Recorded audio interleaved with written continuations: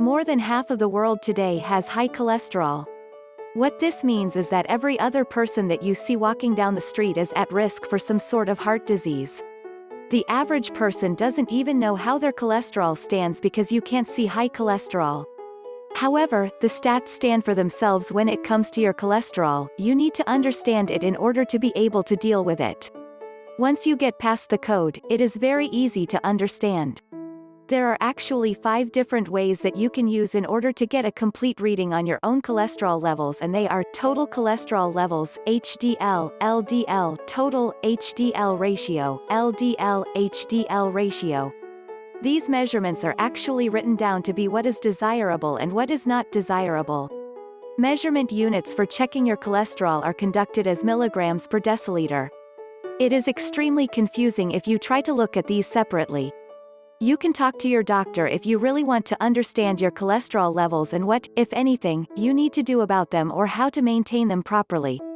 I am going to give you the actual numbers that are involved when it comes to your cholesterol. Your overall desired level should be below 200 mg per deciliter, 200 to 240 for a borderline level, and total risk above level 240. This is just for your overall levels. When it comes to breaking it down to each individual level, your doctor can best explain those to you. Explaining HDL cholesterol: when you think of your cholesterol, chances are all you care about is that it is low, but HDL levels are not the same as general cholesterol levels. It is actually just a section of your overall cholesterol. When it comes to your HDL levels, you actually want it to be high.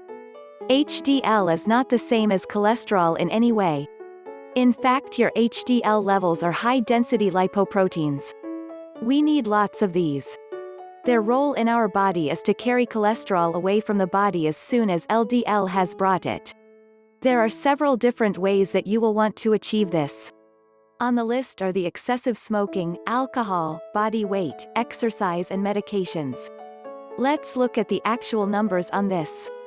You have to remember that the smallest changes in HDL levels are significant. It would be going too far to say it is exponential, but a 1 mg per deciliter increase in your HDL cholesterol levels means as much as a 2 to 4% reduction in risk of heart disease and cardiac problems in general. Knowing that your HDL levels need to be high is one thing. Here are the actual figures to explain. Your numbers are too low if they are at 37 mg per deciliter for men and at 47 mg per deciliter for women. The normal range for men to have is about 40 to 50 mg per deciliter, and for women 50 to 60 mg per deciliter. This is a concern as many people get these levels backward. It helps if you try to see a reasonable goal, which would be to increase your HDL cholesterol levels by 10 mg per deciliter from whatever it is now, since most of us need more than what we have. Having lower cholesterol is very important, and by now we all know this. Age is not a factor when it comes to cholesterol, as we can all have a problem here. It is also a fact that you can increase your chances of having a heart attack or stroke if your cholesterol is bad. In order to understand what this means and how to achieve it, we all need to understand a few of the key concepts and terms first. We will start with this. Cholesterol is basically just a fat-like substance that is found throughout the body. The next thing is to know how it gets there. This is easy: you get your cholesterol through the body itself or in the foods we eat and put into it. You need to know that too much of it, however, is not healthy for the body. When your cholesterol is too high, you will end up with clogged our arteries, block our hearts, and actually threaten to end our lives. Most of us have bad cholesterol cause we all love bacon and fatty foods.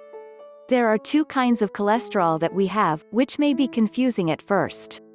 High-density lipoprotein is one of them, and it is commonly known as HDL, which actually needs to be high as it protects the heart from bad cholesterol.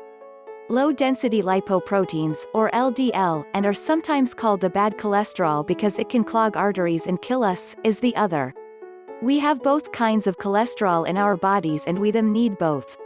The balance between them is what gives us general health. Lowering your cholesterol: for those people who would prefer not to take prescription drugs for lowering their cholesterol, there is a more natural way. The alternative to using drugs is natural cholesterol reducers, which could also be found in many whole foods. Most of us now prefer to take natural remedies such as herbs etc. Today's research show the effectiveness in getting rid of the symptoms or in reducing your chances of having a heart disease.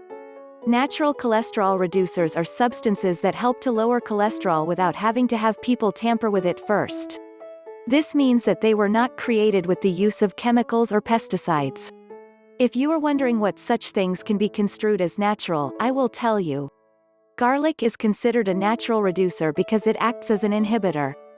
Fish oils with their omega-3 fatty acids are also known to reduce heart disease by at least 40%. There is another factor that you need to consider too. For example, did you know that cholesterol's sister problem beta-sitosterol can very effectively cut blood serum cholesterol with practically no changes at all made in your diet or exercise regimens? The spice curcumin, an extract of a curry spice turmeric, lowers cholesterol naturally.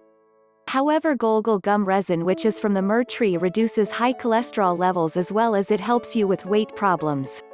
These are just some natural spices that you can add to your diet.